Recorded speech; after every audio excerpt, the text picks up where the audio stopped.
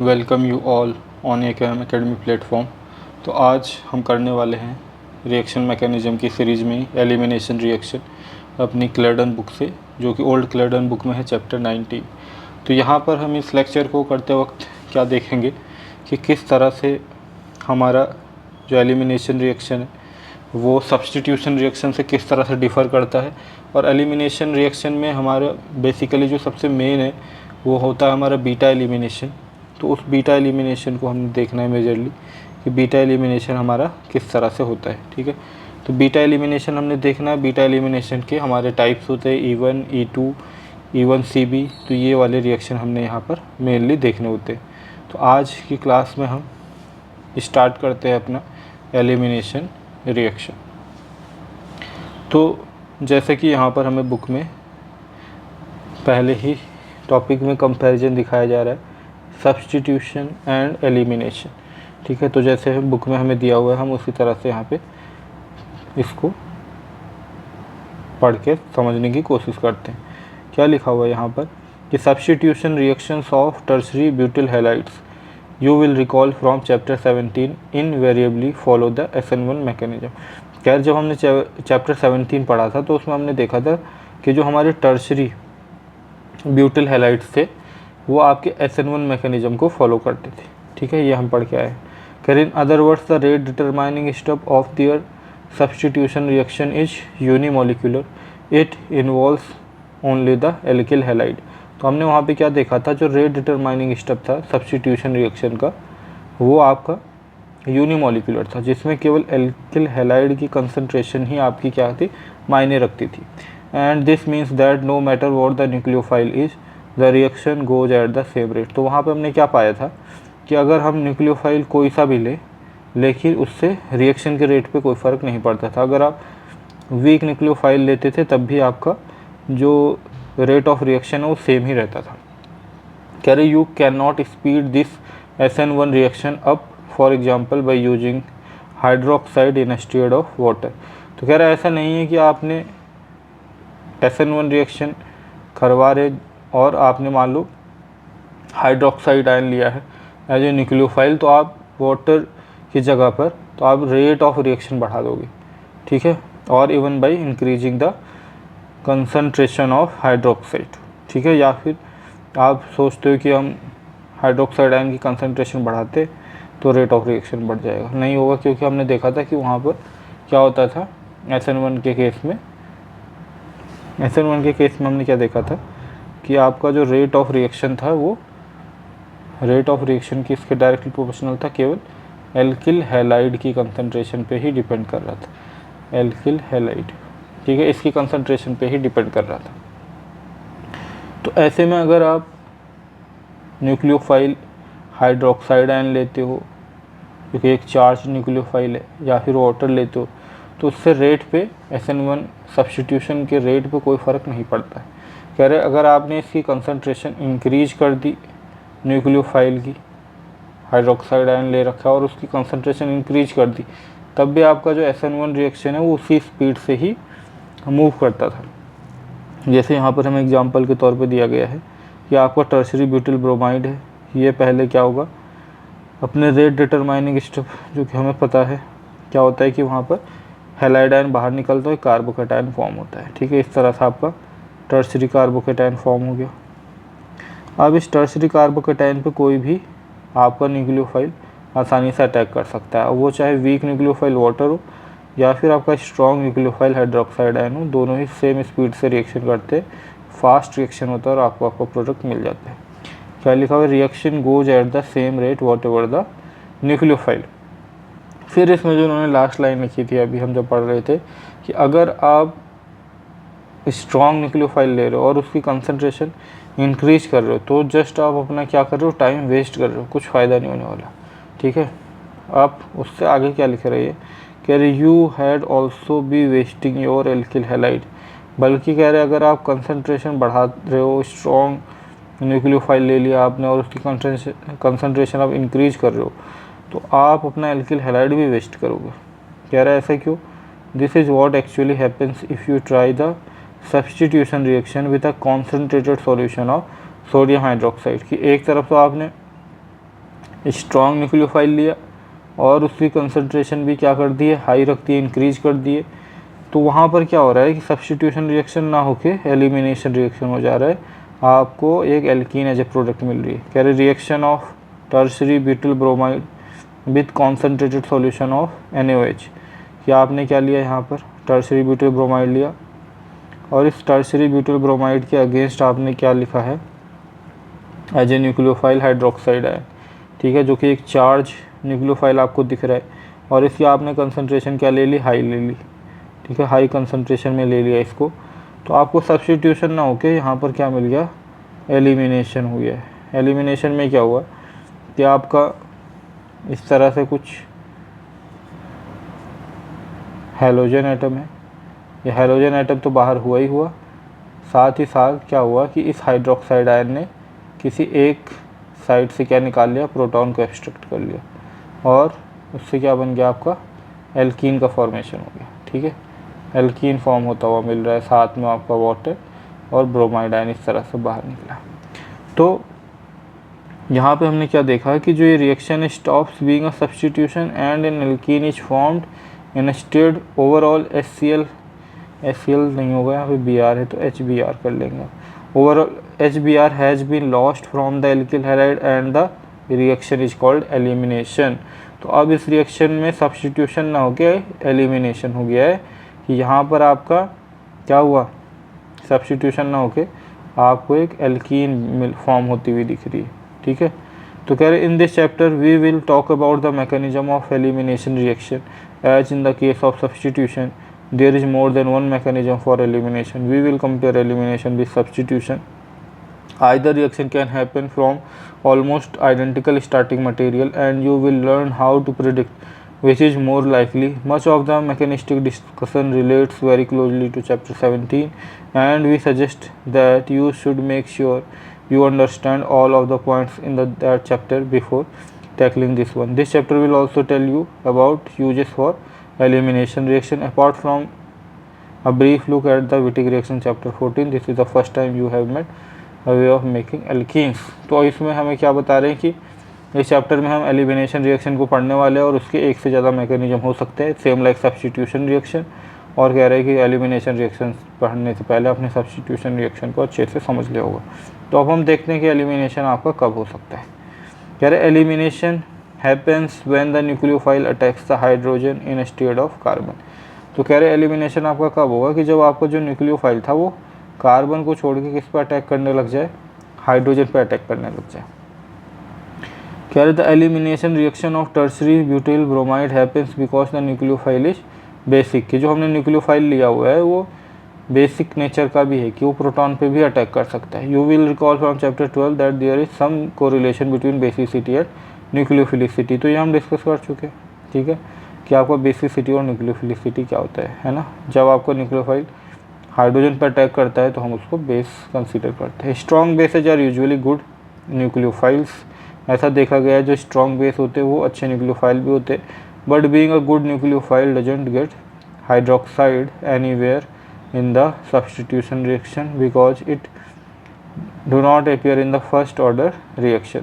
तो कह रहे कि हाइड्रोक्साइड आयन अगर गुड न्यूक्लियोफाइल भी है तब भी इसका क्या सब्स्टिट्यूशन रिएक्शन में तो कुछ भला नहीं हो रहा है। क्यों?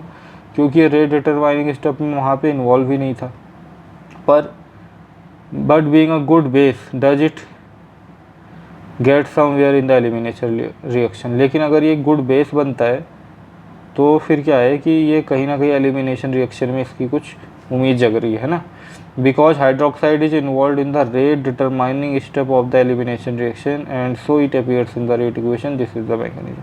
क्योंकि एलिमिनेशन रिएक्शन में इसके इन्वॉल्वमेंट में क्या देखा गया है कि रेट डिटरमाइनिंग स्टेप का पार्ट है। तो अभी हम देखते हैं जो हमारे ये मैकेनिज्म है इस तरह से कुछ कि यहाँ पर आपके 2 मॉलिक्यूल्स इन्वॉल्व हो रहे हैं रेट डिटरमाइनिंग स्टेप में, जिसमें आपका ये हमारा जो न्यूक्लियोफाइल है जिसको अभी हम क्या बोल रहे हैं कि ये जब बेस बिहेव कर रहा है यहाँ पर प्रोटॉन पर अटैक कर रहा है, इस तरह से इसने अटैक करा, ब्रोमीन को बाहर करा और हमें एक एल्कीन फॉर्म होता हुआ दिख रहा है, ठीक है। तो रेट डिटरमाइनिंग स्टेप में इस बार आपके एल्किल हैलाइड भी है और आपका बेस भी इन्वॉल्व है। कह रहे the hydroxide is behaving as a base because it is attacking the hydrogen atom instead of carbon atom it would attack in substitution reaction। तो हाइड्रोक्साइड को हम यहाँ पे बेस बोल रहे हैं, क्यों? क्योंकि ये हाइड्रोजन एटम पे अटैक कर रहा है बजाय कार्बन के, जैसे कि सब्स्टिट्यूशन रिएक्शन में किया करता था। तो हाइड्रोजन एटम यहाँ पर क्या है, एसिडिक है, but proton removal can occur because bromide is a good leaving group. ठीक है, तो हाइड्रोजन को हम एसिडिक होगा तब जनरली रिमूव होता है, और यहाँ पर आपका जो प्रोटॉन है वो रिमूव हो पा रहा है क्योंकि यहाँ पे एक लिविंग ग्रुप भी अवेलेबल है। कह रहा है the hydroxide attacks the bromide is force to leave taking with it the negative charge. Two molecules tertiary butyl bromide and hydroxides are involved in the rate determining step of the reaction.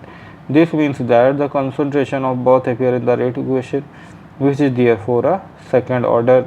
तो यहाँ पर हम क्या देख रहे हैं, जो ये हमारा मैकेनिज्म है इसमें आपके दो मॉलिक्यूल्स इन्वॉल्व हुए हैं, आपका एक एल्किल हैलाइड और दूसरा आपका जो बेस है हाइड्रोक्साइड आयन। ठीक है, इससे क्या हो रहा है कि आपका रेट में दोनों का ही पार्टिसिपेशन रहने वाला है। ठीक है, तो आपका जो रेट है वो कैसा है, रेट जो है आपका सेकंड ऑर्डर है, रेट है यहाँ पर क्या, सेकंड ऑर्डर। ठीक है, और मॉलिक्यूल के हिसाब से देखा जाए, मॉलिक्यूलरिटी के हिसाब से तो बाई मॉलिक्यूलर है। ठीक है, तो एलिमिनेशन रिएक्शन तो ये है ही, तो इसीलिए इसको E2 मैकेनिज्म भी बोलते हैं। क्या बोलते हैं इस मैकेनिज्म को, इस तरह के एलिमिनेशन रिएक्शन को, जहाँ पर आपका जो एलिमिनेशन हुआ है वो आप देख रहे हो कैसे हुआ है, सिंगल स्टेप में हो गया। ठीक है, यहाँ पे इसने हाइड्रोक्साइड ने इस तरह से अटैक करा जो कि यहाँ बेस है, प्रोटॉन को एक्सट्रैक्ट करा और नेगेटिव चार्ज जो डेवलप कर रहा है वही उसको सेम स्टेप में हाइड्रोजन एटम को या लिविंग ग्रुप को डिपार्ट कर रहा है। तो इसमें क्या हो रहा है, आपके दो मॉलिक्यूल्स इन्वॉल्व हो गए, एक आपका क्या हो गया है बेस और दूसरा आपका एल्किल हैलाइड। ठीक है, तो ये बाई मॉलिक्यूलर हो गया, एलिमिनेशन रिएक्शन है ये, क्योंकि इसमें आपका ओवरऑल क्या हो रहा है, एक ग्रुप बाहर निकल रहा है। ठीक है, तो इस तरह से हम इस रिएक्शन को क्या बोल रहे हैं, E2। तो ये E2 मैकेनिज्म कहला रहा है। ठीक है, समझ में आ रहा है। तो ये E2 मैकेनिज्म आपका क्या है, सिंगल स्टेप मैकेनिज्म है। कैसा मैकेनिज्म है, सिंगल स्टेप मैकेनिज्म या कंसर्टेड मैकेनिज्म है, सिंगल स्टेप मैकेनिज्म या फिर कंसर्टेड मैकेनिज्म है। ठीक है, इतना समझ में आया होगा आपको अभी तक जो हमने देखा है। तो इस तरह से हमारा E2 क्या है, एलिमिनेशन बाई मॉलिक्यूल। कह रहे now let's look at another sort of elimination. We can approach it again by thinking about an SN1 substitution reaction. It is another one you met early in chapter 17 and it is the reverse of one at the beginning of this chapter। कि nucleophilic substitution SN1 reaction के case में हम कैसे करते थे कि मान लीजिए कोई अल्कोहल है, इसमें हमने एसिड डाली, प्रोटोनेशन के बाद यहाँ पे आपको वाटर लीव कर जाता था और यहाँ पे आपको स्टेबल टर्शरी कार्बोकेटायन फॉर्म होता था, टर्शरी कार्बोकेटायन। अब ये टर्शरी कार्बोकेटायन पे कोई सा भी आपका न्यूक्लियोफाइल फर्दर अटैक कर देता था और आपको आपका सब्स्टिट्यूटेड प्रोडक्ट मिल जाता था। ठीक है, इस टाइम पर आपका जो ब्रोमाइड आयन जो लास्ट स्टेप में अटैक कर रहा है न्यूक्लियोफाइल, वो क्या है, इन्वॉल्व नहीं है रेट डिटरमाइनिंग स्टेप में। सो वी नो दैट जो रेट ऑफ रिएक्शन है वो इंडिपेंडेंट होगा to the concentration of bromide ion. But what happens if we use an acid whose counter ion is such a weak nucleophile that it does not even attack the carbon of carbocation। ठीक है, कह रहे लेकिन अगर हम क्या करें कि जो हमने लास्ट स्टेप में आपका न्यूक्लियोफाइल यूज करा है वो इतना ही क्या हो, वीक न्यूक्लियोफाइल हो। ठीक है, कोई ऐसी एसिड यूज करनी है कि जिसका जो काउंटर आयन जनरेट हो रहा है वो इतना वीक न्यूक्लियोफाइल है कि वो अटैक भी नहीं कर सकता है कार्बन एटम पे। ठीक है, तो यहाँ पर हम देखते हैं इसका एग्जांपल लिया गया है। कह रहे here is an example, tertiary butanol in sulphuric acid doesn't undergo substitution but undergoes elimination in state.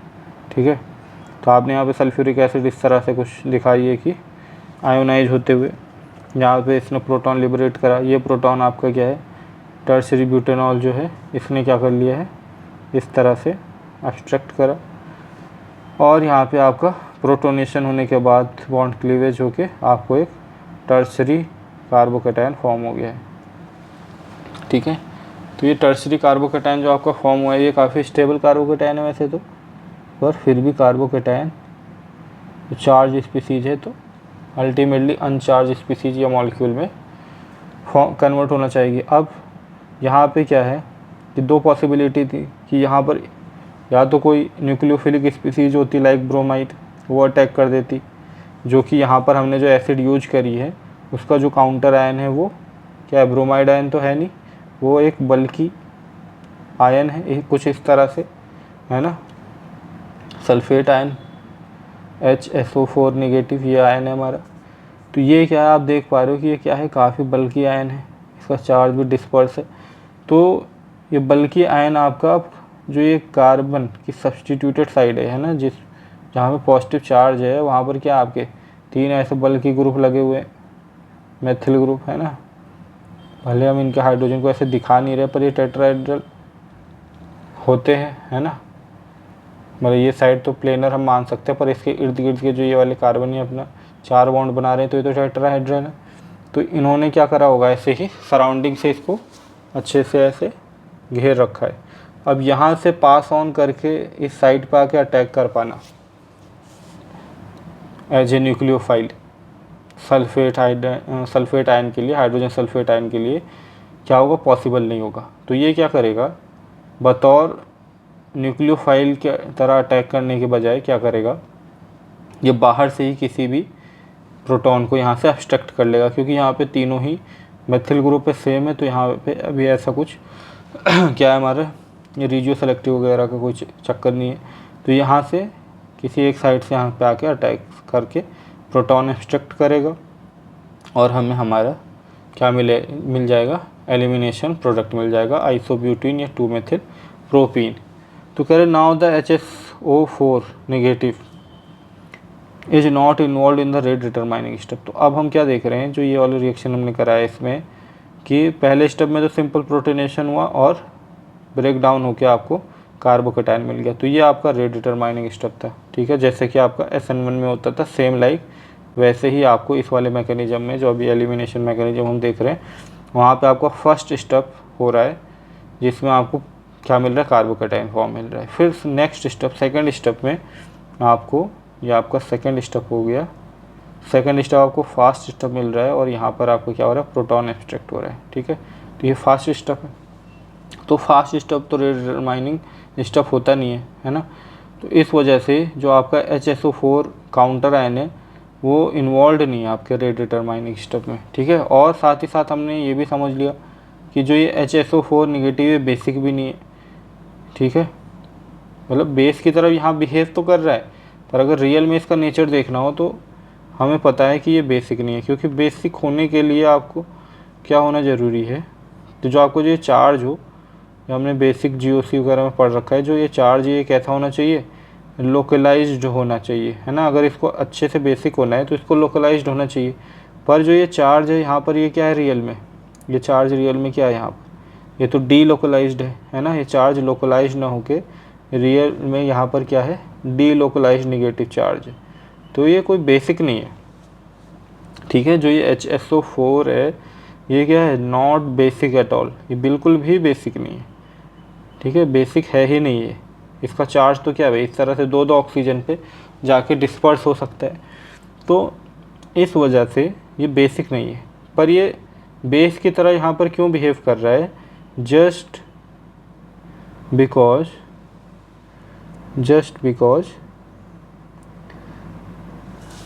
एक minute, just because it cannot behave as nucleophile, ठीक है। बेस की तरह HSO4 नेगेटिव आपका इसलिए बिहेव कर रहा है क्योंकि ये क्या है, it is more poor as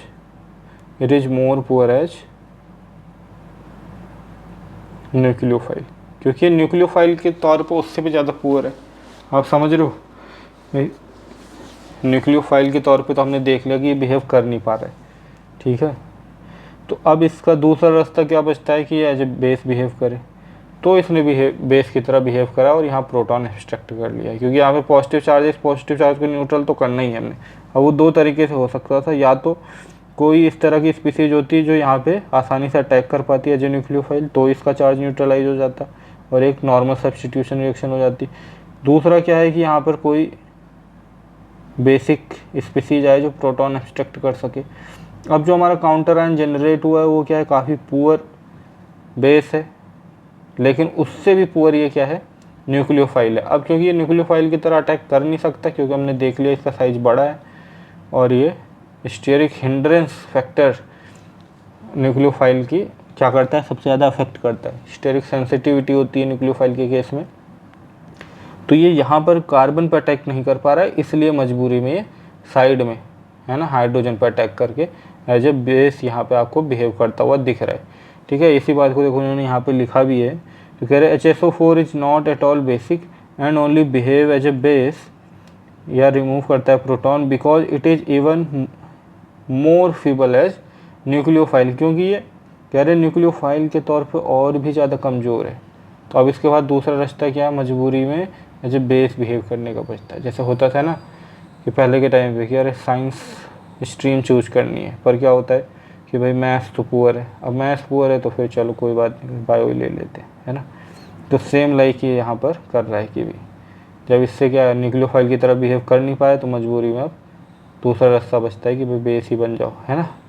per base के तौर पे भी ये कोई स्ट्रॉन्ग बेस नहीं है। अगर ये स्ट्रॉन्ग बेस होता तो ये फिर किधर होता, ये पहले ही E2 मैकेनिज्म करा चुका होता है ना। अभी हम देखेंगे कि कब हमारा SN1 हो सकता है, कब SN2 हो सकता है, कब E1 हो सकता है, कब E2 हो सकता है, कैसे कंपैरिजन करना है, पर हम एक बार थोड़ा सा गो थ्रू हो जाते हैं जैसे भी हमें बुक ले जा रही है।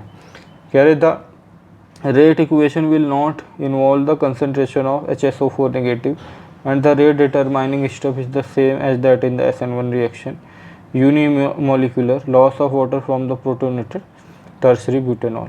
तो हमने क्या देखा, जो ये हमारा मैकेनिज्म है इसमें जो रेट इक्वेशन होगा वहाँ पर कहीं पर भी HSO4 जो काउंटर आयन है सल्फ्यूरिक एसिड का उसका कोई रोल नहीं है, वो रेट डिटरमाइनिंग स्टेप में इन्वॉल्व नहीं है। सेम लाइक SN1 रिएक्शन, और यहाँ पर भी क्या होता है यूनिमोलिकुलर रिएक्शन है। यहाँ पे भी आपका पहला स्टेप जो था loss of water from the protonated tertiary butanol, वही आपका रेट डिटरमाइनिंग स्टेप था। ठीक है, तो इस वजह से जो रेट डिटरमाइनिंग स्टेप आपका फर्स्ट स्टेप है, ये वाला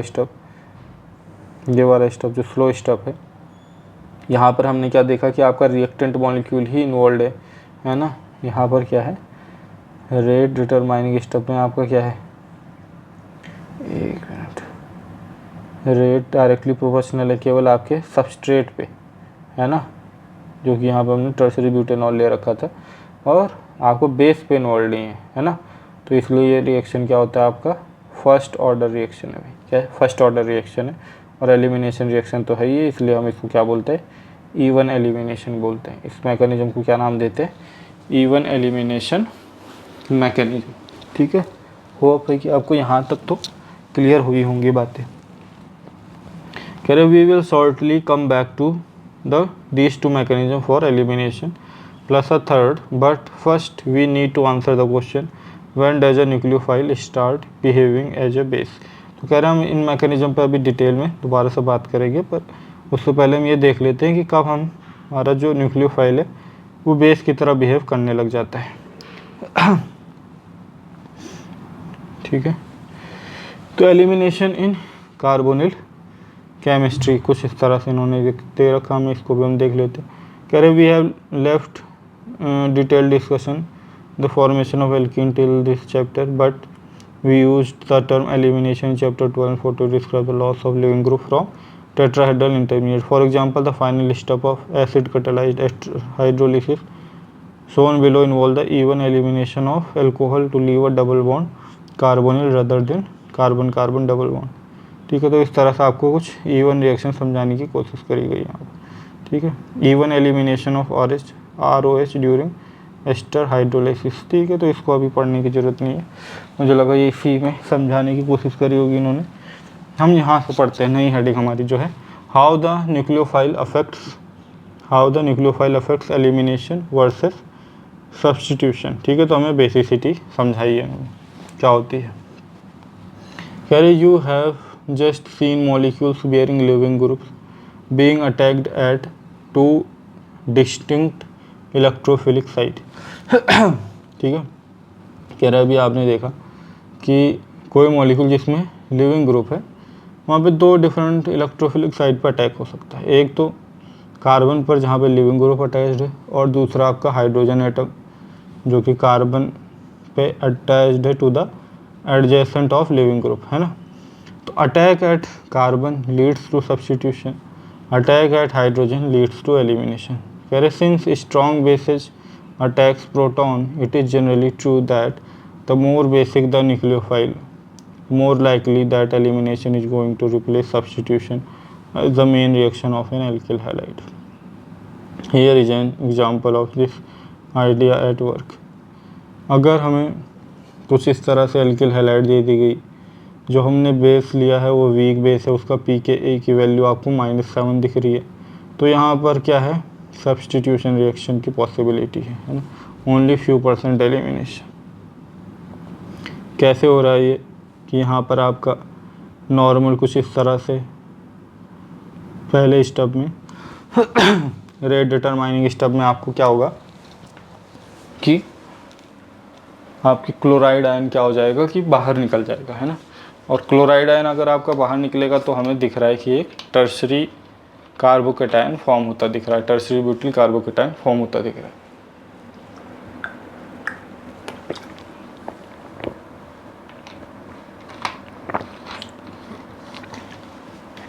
अब इस टर्शरी कार्बोकेटायन पे आपका जो ये अल्कोहल मॉलिक्यूल है ये एज ए न्यूक्लियोफाइल अटैक कर सकता है, क्योंकि इतना बल्कि नहीं है, तो आपको सब्स्टिट्यूशन रिएक्शन हो जाएगा और इस तरह से आपको सब्स्टिट्यूटेड प्रोडक्ट मिलेगा। सेम सबस्ट्रेट में टर्शरी ब्यूटिल क्लोराइड में अगर आपने एक स्ट्रॉन्ग बेस ले लिया इथॉक्साइड माइनस चार्ज न्यूक्लियोफाइल, जिसकी pKa की वैल्यू आपको दिख रही है कि 16 है ना, ऑलमोस्ट 23 टाइम्स क्या है, स्ट्रॉन्गर बेस है देन ETOH।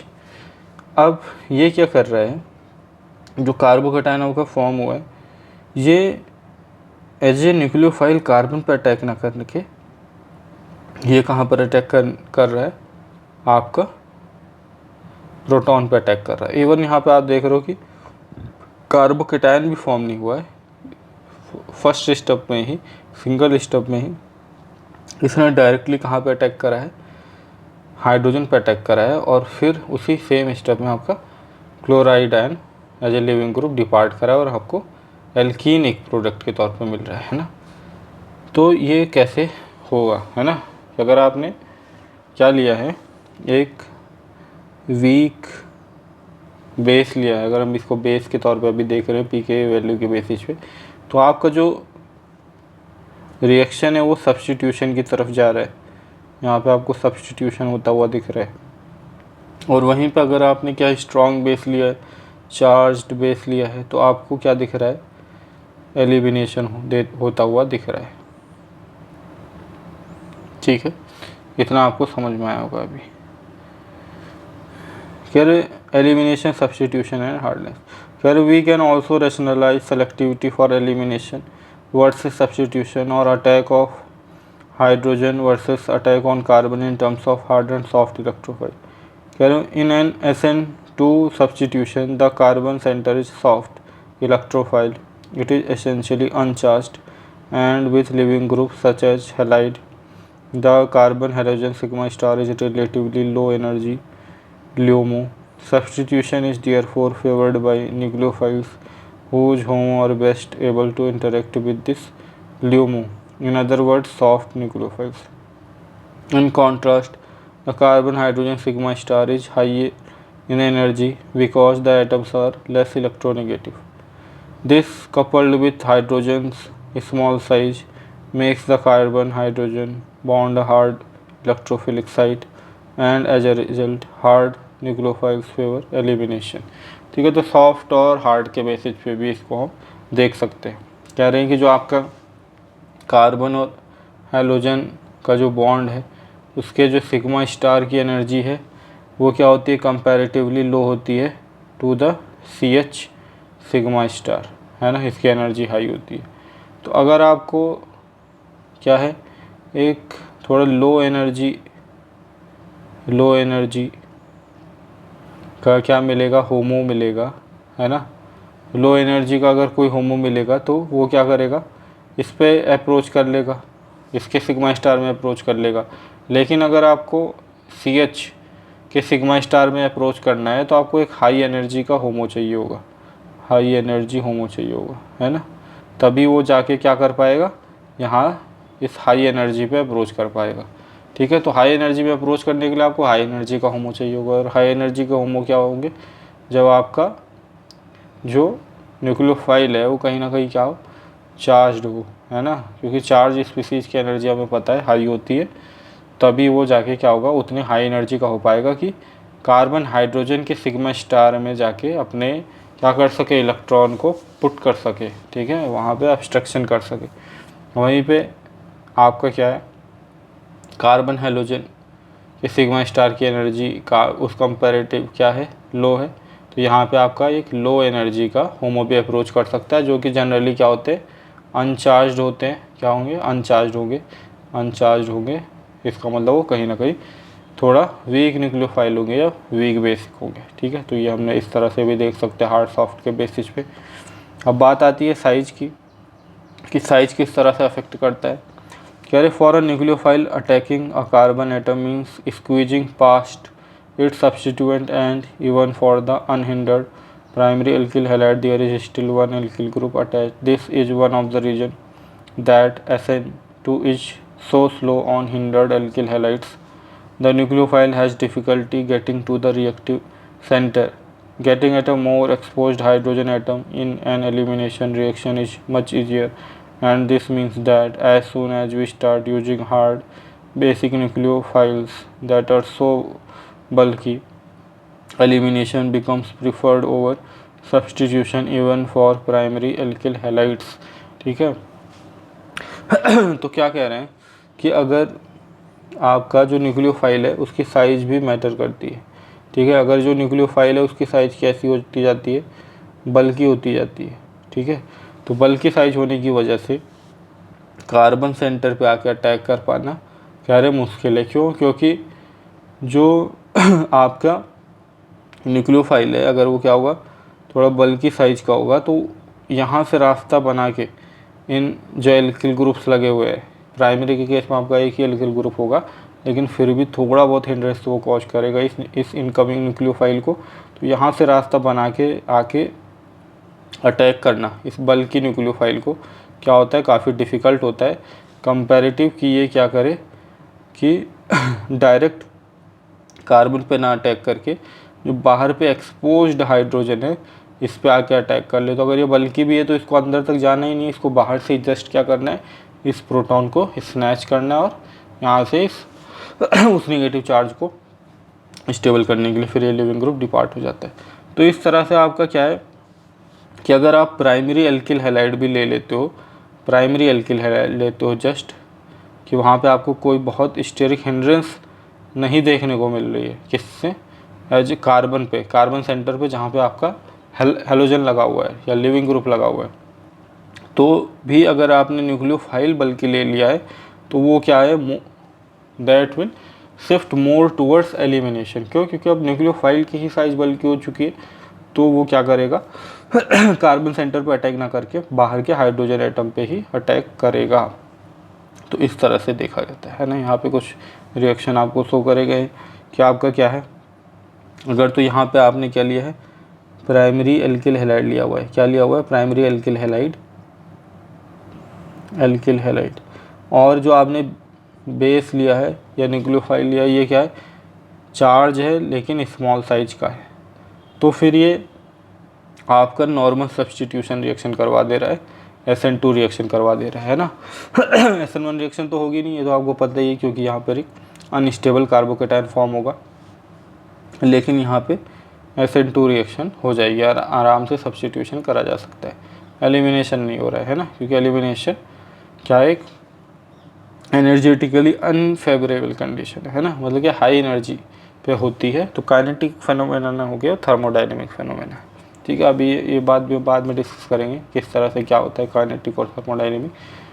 तो अभी आप इतना समझ पा रहे होंगे कि अगर इसको चांस मिल रहा है जे न्यूक्लियोफाइल एक्ट करने का, तो ये एज ए न्यूक्लियोफाइल ही एक्ट करेगा पहले स्टेप पे, है ना, प्रियोरिटी तो वही है। लेकिन जब इसको नहीं मिल पाएगा chance as a nucleophile attack करने का, तब फिर ये दूसरा रास्ता चुनेगा एलिमिनेशन का। अब हमने क्या करा कि सेम एल्किल हैलाइड रखा है, प्राइमरी एल्किल हैलाइड है बीबी, प्राइमरी एल्किल हैलाइड, लेकिन इस बार हमने क्या करा, जो हमारा जो न्यूक्लियोफाइल या बेस है वो बल्कि ले लिया है। वो क्या है, काफ़ी बल्कि बेस है वो, टर्सरी ब्यूटॉक्साइड है ना, ये क्या बल्कि है। अगर इसको मैं ऐसे बनाना हो तो हमें पता है कि ऑक्सीजन है और इस ऑक्सीजन पे क्या लगे हुए हैं, ऐसे करके टर्सरी ब्यूटिल ग्रुप लगे हुए हैं, ठीक है ना। टर्सरी ब्यूटिल ग्रुप लगा हुआ, तो ये टर्सरी ब्यूटिल ग्रुप क्या है, काफ़ी ज़्यादा बल्कि, यहाँ पर इस क्या होंगे ऐसे हर एक जगह पे ऐसे करके 3-3 हाइड्रोजन लगे होंगे, है ना। तो अब ये क्या है, काफ़ी बल्कि है, तो ये जाके अटैक करे इस साइड पे, इसके चांस क्या है, बहुत ही लेस है। ये क्या करेगा कि आराम से बाहर से ही प्रोटॉन को एक्सट्रैक्ट कर लेगा, वो इसके लिए जी है, ठीक है, और लिविंग ग्रुप डिपार्ट हो जाएगा, जैसे कि यहाँ पर आपको दिखाया हुआ कि यहाँ से क्या कर रहा है, प्रोटॉन को स्नैच कर रहा है और ये यहाँ से ऐसे लिविंग ग्रुप डिपार्ट हो जा रहा है, ठीक है। तो आपने दो कंडीशन देख ली अभी तक कि एलिमिनेशन की फेवरेबल जो आ रहा है वो कहाँ आ रहा है। एक तो आपका पहला तो आपने यही देखा कि जो आपका एल्किल हैलाइड है या जो भी आपका सबस्ट्रेट है, अगर वो खुद बल्कि है, वहाँ पे खुद स्टीयरिक हिंड्रेंस है, तो भी सबस्ट्रेट ही अगर आपका बल्कि है तो भी आपको क्या है, एलिमिनेशन की तरफ मुड़ता हुआ दिखेगा रिएक्शन, है ना। दूसरा क्या है, अगर आपका जो सबस्ट्रेट है वो तो नॉर्मल है, प्राइमरी है ना, वहाँ कोई इतनी स्टीयरिक हिंड्रेंस नहीं है, लेकिन जो आपका न्यूक्लियोफाइल है वो क्या है, बल्कि है, न्यूक्लियोफाइल बल्कि है, तो फिर आपका क्या हो जाएगा, जो रिएक्शन है वो किस तरफ जाता हुआ दिखेगा, एलिमिनेशन की तरफ जाता हुआ दिखेगा। अब तीसरा कंडीशन हम पढ़ रहे हैं टेम्परेचर, ठीक है। तीसरी कंडीशन जो हम पढ़ने जा रहे हैं वो है टेम्परेचर। तो टेम्परेचर का जो रोल देखा गया है वो ये है कि जो ये आपका एलिमिनेशन रिएक्शन है क्या होता है, एक्सोथर्मिक रिएक्शन होता है, ठीक है। यहाँ पे आपकी जो इंट्रोपी है वो ओवरऑल बढ़ रही है, क्यों, क्योंकि आप देख पा रहे हो खुद की आपका जो प्रोडक्ट में जो मॉलिक्यूल फॉर्म हो रहे हैं उनका नंबर ज़्यादा है ना। एलिमिनेशन रिएक्शन में जो प्रोडक्ट वो मॉलिक्यूल फॉर्म हो रहे हैं, यहाँ पर आपको सब्स्टिट्यूशन में क्या होता है कि आपका मान लीजिए कुछ इस तरह से एल्किल हैलाइड, तो क्या होता है कि यहाँ से अटैक कर रहे हैं और ये बाहर हुआ, तो आपको ओवरऑल क्या मिला इस तरह से। तो आपके दो स्पीसीज इन्वॉल्व थी और दो ही आपको यहाँ पर प्रोडक्ट साइड भी बनी, तो डेल एस की वैल्यू क्या हो जाएगी, 0 हो जाएगी, एंट्रोपी में कोई इंक्रीज नहीं है। लेकिन अगर आपको एलिमिनेशन रिएक्शन होता है जैसे यहाँ पर आप देख रहे हो, तो यहाँ पर एक स्पीसीज आपकी ये है बेस और ये आपका एल्किल हैलाइड, लेकिन प्रोडक्ट साइड पे आपको क्या मिलेगा, एक तो ये स्पीसीज मिल रही है, ये इसने प्रोटॉन एक्सट्रैक्ट करा तो ये टर्सरी ब्यूटेनॉल बन गया, और साथ में आपका क्या हो गया, एक हैलाइड भी बाहर हुआ। तो आपकी दो स्पीसीज इन्वॉल्व हुई थी, एक आपका बेस और एक आपकी एल्किल हैलाइड, लेकिन प्रोडक्ट साइड पर आपको क्या है, 3 स्पीसीज मिल रही है। तो डेल एस की वैल्यू यहाँ पर क्या हुई है, ओवरऑल बढ़ी है, पॉजिटिव वैल्यू आई है। तो इस इक्वेशन के हिसाब से अगर आप वैल्यू पुट करोगे तो डेल जी की वैल्यू आपको क्या मिलेगी, पॉजिटिव वैल्यू मिल जाएगी। तो हमें पता है कि जब भी डेल जी की वैल्यू पॉजिटिव होती है, सॉरी पॉजिटिव कह रहा हूँ, डेल जी की वैल्यू क्या मिल जाएगी आपको, नेगेटिव। डेल एस की वैल्यू आपको पॉजिटिव मिल रही है और यहाँ पर ये वाला फैक्टर काफ़ी इंक्रीज हो जाएगी वैल्यू, और स्पेशली एट हाई टेम्परेचर ये वैल्यू और सिग्निफिकेंट हो जाएगी, टी इंटू डेल एस ये वैल्यू काफ़ी लार्ज हो जाएगी। तो आपको ये रिएक्शन किस तरफ जाता हुआ दिखेगा, डेल जी की वैल्यू नेगेटिव आएगी और ये रिएक्शन आपका फेवरेबल होता हुआ मिलेगा, ठीक है। तो आप ये देख सकते हो कि जो एलिमिनेशन है वो क्या होता है, हाई टेम्परेचर पे फेवरेबल होता है, ठीक है ना, हाई टेम्परेचर पे ही फेवरेबल होता है, ठीक है। तो हम क्या कर सकते हैं, इन 3 इफेक्ट को समराइज़ कर सकते हैं कि न्यूक्लियोफाइल ऐसे न्यूक्लियोफाइल जो स्ट्रॉन्ग बेस है वो एलिमिनेशन को फेवर करते ओवर सब्स्टिट्यूशन।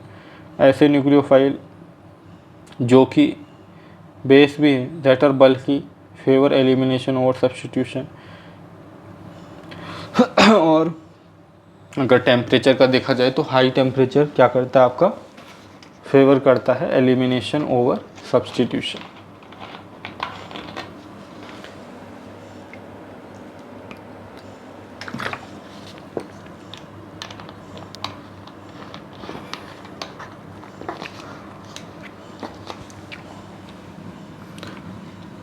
अब बात आती E1 एंड E2 की, तो इसको हम अभी डिटेल में कर देंगे कल की क्लास में। अभी मेरा थोड़ा क्या है कि थ्रोट में भी प्रॉब्लम चल रही है, मैं इसको चाहे थोड़ा समराइज कर देता हूँ, थोड़ा आपको जिस्ट दे देता हूँ, फिर हम इसको बुक से नेक्स्ट क्लास में करेंगे। तो हम कैसे पहचानेंगे कब हमारा सब्स्टिट्यूशन होगा और कब एलिमिनेशन होगा, ठीक है।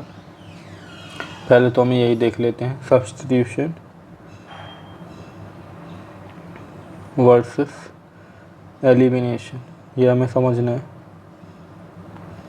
Substitution versus elimination. तो अगर आपने क्या देखा कि जो हमारे न्यूक्लियोफाइल्स हैं जैसे हाइड्रोक्साइड आयन जो चार्ज है, ठीक है, चार्ज न्यूक्लियोफाइल है, तो ये क्या है, अगर बल्कि नहीं है ना, बल्कि नहीं है तो एक बार के लिए किस तरफ जा सकते हैं, सब्स्टिट्यूशन करवा सकते हैं, ठीक है, सब्स्टिट्यूशन करवा सकते हैं। कब, जब आपका सबस्ट्रेट क्या नहीं होगा, सबस्ट्रेट आपका बल्कि नहीं होगा तब, ठीक है।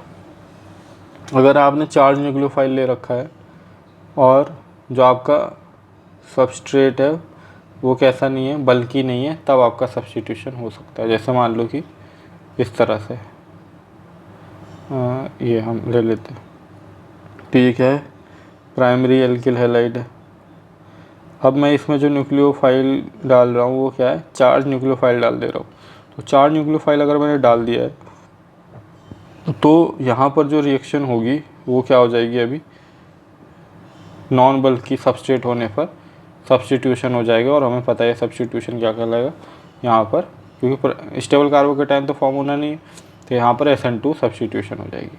लेकिन अगर यही सबस्ट्रेट मैंने क्या कर दिया, बल्कि कर दिया, तो अगर मैंने बल्कि कर दिया, ठीक है, आइसोप्रोपिल ब्रोमाइड या टर्सरी ब्यूटिल ब्रोमाइड कुछ इस तरह से हमने कर दिया, और तब यही अगर मैंने क्या डाल दिया है, चार्ज न्यूक्लियोफाइल, तो अब पॉसिबिलिटी क्या रहेगी कि यहाँ पे अटैक ना करके कहाँ पे अटैक करने लग जाएगा, यहाँ पर, ठीक है, यहाँ पे जो हाइड्रोजन होगा इस पे अटैक करेगा ये। तो अब इसका बिहेवियर क्या हो जाएगा, चेंज हो जाएगा, ठीक है, इसका बिहेवियर क्या हो जाएगा, अब चेंज हो जाएगा। और यहाँ पे हमें क्या मिल जाएगा, एक एल्कीन प्रोडक्ट मिल जाएगी, क्या मिल जाएगा, एक एल्कीन प्रोडक्ट मिल जाएगा, ठीक है। तो यहाँ पे आपको समझ में आ रहा होगा कि किस तरह से हमारा रिएक्शन सब्स्टिट्यूशन से एलिमिनेशन की तरफ जा सकता है। कि अगर आपको प्राइमरी एल्किल हैलाइड दिया गया है, प्राइमरी सबस्ट्रेट है, लेकिन वहाँ पर क्या डाल दिया गया है, एक चार्ज न्यूक्लियोफाइल भी डाला गया है जो बल्कि नहीं है, जो अभी क्या नहीं लिया हमने, बल्कि नहीं लिया है, बल्कि नहीं, तो फिर वो थोड़ा पेन भी प्रॉब्लम कर रही है, नॉट बल्कि, नॉट बल्कि, तो फिर तो ये क्या कराएगा, सब्स्टिट्यूशन ही कराएगा, ठीक है, सब्स्टिट्यूशन रिएक्शन ही पहले प्रेफरेंस है। लेकिन अगर वहाँ पर क्या है कि आपका सबस्ट्रेट काफ़ी ज़्यादा बल्कि हो चुका है, हिंड्रेंस है उसमें, तब फिर ये क्या कराने लग जाएगा, एलिमिनेशन कराने लग जाएगा। और इस टाइप का एलिमिनेशन क्या है, वन स्टेप एलिमिनेशन होगा। तो यहाँ पर इसको हम क्या बोलते हैं, E2 एलिमिनेशन, क्या बोलते हैं, E2 एलिमिनेशन। अब बात आती है कि मुझे तो प्राइमरी सबस्ट्रेट दिया गया है इस तरह से, सेम सबस्ट्रेट हम ले लेते हैं Br, पर यहाँ पर भी हमें क्या करवाना है, एलिमिनेशन ही कराना है। तो अगर यहाँ पर एलिमिनेशन कराना है तो ये पोजीशन आप बोल सकते हो 0, ये अल्फ़ा और ये बीटा पोजीशन से आप निकालते हैं जिससे चार्ज क्या हो सके, डीलोकलाइज हो सके, और इस तरह से स्टेबल मॉलिक्यूल मिले, एल्कीन मिल जाए मुझे कुछ इस तरह से। पेन चलने में कुछ प्रॉब्लम कर रहा है थोड़ा, तो इस तरह से एल्कीन मिल जाए मुझे, है ना। मुझे यहाँ पर क्या कराना है, एलिमिनेशन ही कराना है सिंगल स्टेप में इस तरह से एलिमिनेशन हो रहा है बेस की हेल्प से। मान लो कोई बेस आ रहा है, अब बेस क्या करे, इसको एब्स्ट्रैक्ट करे और एलिमिनेशन हो जाए, मतलब सब्स्टिट्यूशन ना हो। क्योंकि अभी हमने देखा कि अगर मैं हाइड्रोक्साइड आयन लूँगा तब तो इसकी पहली प्रेफरेंस क्या होगी, SN2 हो जाएगी, है ना, अभी ऊपर देख के आए, पर हम चाहते हैं एलिमिनेशन हो जाए।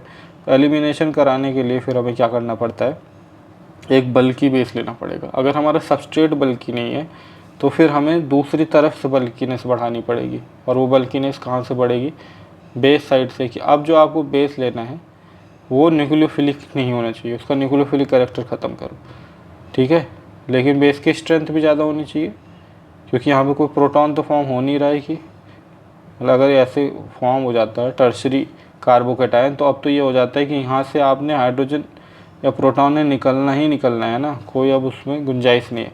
लेकिन यहाँ पर ऐसा कुछ नहीं है, यहाँ पे इसका जो प्रोटॉन हाइड्रोजन है वो कोई चार्ज स्पीसीज तो यहाँ क्रिएट हो नहीं रखी है कि इतना आसान है प्रोटॉन निकालना। तो प्रोटॉन निकालना क्योंकि आसान नहीं है तो अब हमें स्ट्रॉन्ग बेस ही लेना पड़ता है।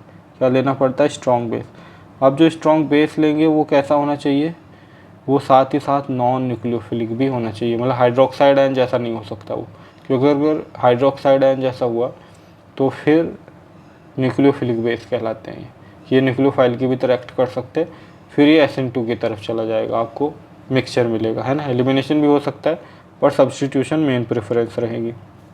तो अब हमें जो स्ट्रॉन्ग बेस लेना है यहाँ पे प्राइमरी के एल्किल हैलाइड के केस में एलिमिनेशन कराने के लिए, वो कैसा होना चाहिए, बल्की बेस होना चाहिए। कैसा होना चाहिए, बल्की बेस होना चाहिए। जैसे कि हमने क्या देखा था, टर्सरी ब्यूटॉक्साइड, क्या देखा था, टर्सरी ब्यूटॉक्साइड। अब ये जो टर्सरी ब्यूटॉक्साइड है इसकी प्रेफरेंस क्या रहेगी कि ये आपका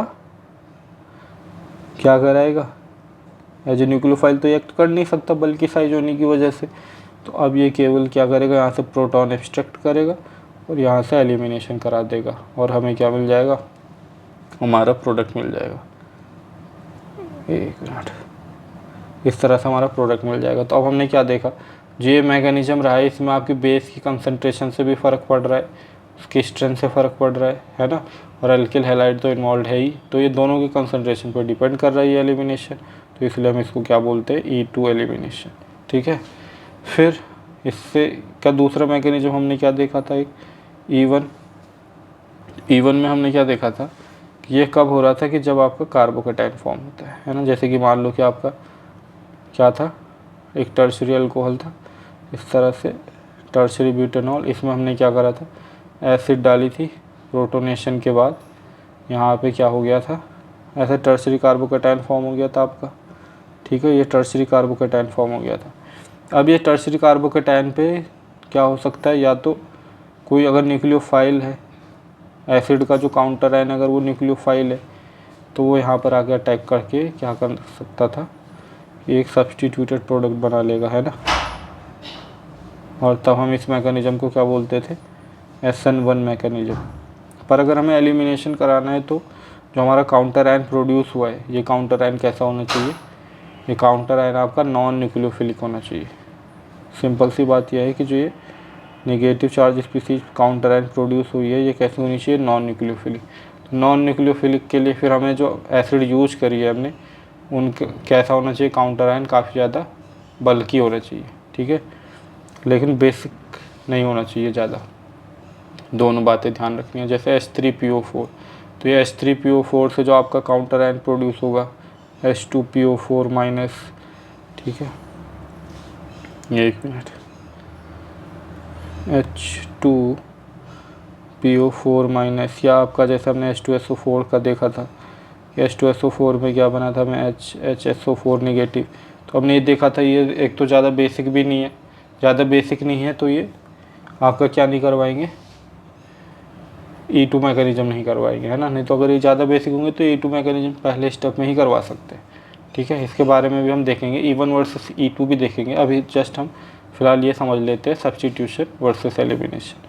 तो यहाँ तक का स्टेप तो सेम है कि आपको क्या है, टर्शरी ब्यूटेनॉल मिला, प्रोटोनेशन हुआ, टर्शरी कार्बोकेटाइन फॉर्म हो गया। अब इस टर्शरी कार्बोकेटाइन के चार्ज को न्यूट्रलाइज होना है, जो कि दो तरीके से हो सकता है, या तो कोई न्यूक्लियोफाइल यहाँ पर अटैक करे, सब्स्टिट्यूशन हो जाए जिसे हम क्या बोलते हैं, SN1 मैकेनिज्म बोल देते हैं, या अगर लेकिन आपका जो काउंटर आयन है एसिड का, वो नॉन न्यूक्लियोफिलिक है, लोग कार्बन सेंटर पर अटैक ही नहीं कर सकता। तो अब उसके बाद दूसरा ही चांस बचता है, और वो क्या होता है कि वो बाहर का एक्सपोज्ड प्रोटॉन को रिलीज कर ले, और वो कर सकता है क्योंकि यहाँ पर क्या है कि बहुत ज़्यादा एसिडिटी क्रिएट हो गई पॉजिटिव चार्ज आने की वजह से, है ना। यहाँ का प्रोटॉन बहुत ज़्यादा एसिडिक हो चुका है, तो अब इसे कोई भी एब्स्ट्रैक्ट कर सकता है, उसमें कोई स्ट्रेंथ वाली बात नहीं रही है, ठीक है, कि भाई इसका चार्ज डीलोकलाइज है, ये तो कहाँ से बेसिक है, ये तो बेसिक है नहीं, लेकिन फिर भी वो इसको एब्स्ट्रैक्ट कर सकता है, ठीक है। तो इसको एब्स्ट्रैक्ट करके और ये फिर क्या बना लेता है, कुछ इस तरह से